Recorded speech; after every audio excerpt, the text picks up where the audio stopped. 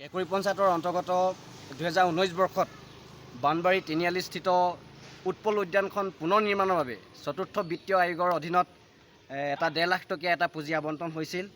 সেই পুঁজি আবণ্টন বিধায়কৰ অনুমতি সাপেক্ষে আমাৰ বিজেপি পালি নেতা খেমন গগৈ নামৰ এজন বিজেপি চামচাই এই কামটো কৰিব লৈছিল। আপোনালোকে নিজে প্ৰত্যক্ষ কৰক 1.5 লাখ টকীয়া কামৰ এই নমুনা।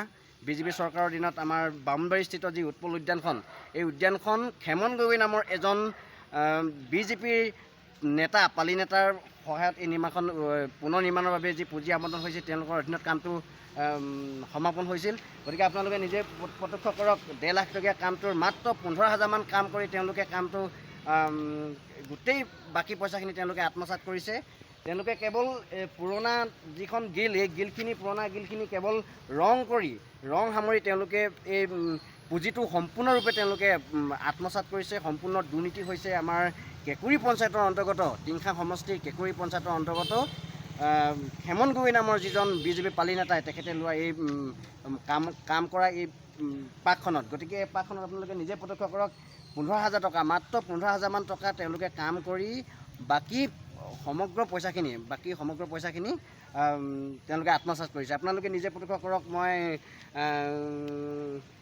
কেমেৰা কৰি দেখাবলৈ অনুৰোধ জনাইছোঁ। আপোনালোকে নিজে চাওক। এয়া এখন পুৰণা গিল, মাত্ৰ এই পুৰণা গিলখনত কেৱল চিজ কাগজ নমৰাকৈ তেওঁলোকে ৰং মাৰিছে। ৰং মাৰিয়ে তেওঁলোকে সম্পূৰ্ণ পুঁজিটো আত্মসাৎ কৰিছে।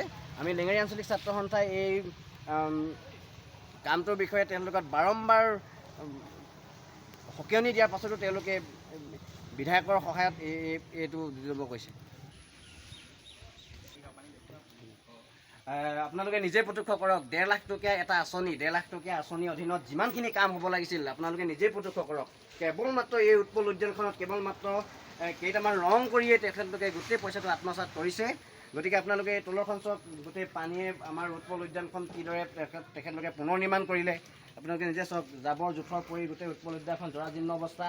গতিকে আপোনালোকক আমি এই ভিডিঅ' যোগে আপোনালোকক জনাইছোঁ যে বিমল বৰাৰ অধীনত এই টিংখাং সমষ্টিৰ কেঁকুৰি পঞ্চায়তৰ যি খেমন গগৈ নামৰ বিজেপি পালি নেতা তেখেতৰ অধীনত যিটো কাম হৈছিল, এই কামৰ সম্পূৰ্ণৰূপে আপোনালোকক আমি ইয়াত দুৰ্নীতি হৈছে বুলি আপোনালোকক এই ভিডিঅ'ৰ সহায়ত আপোনালোকক জনাইছোঁ।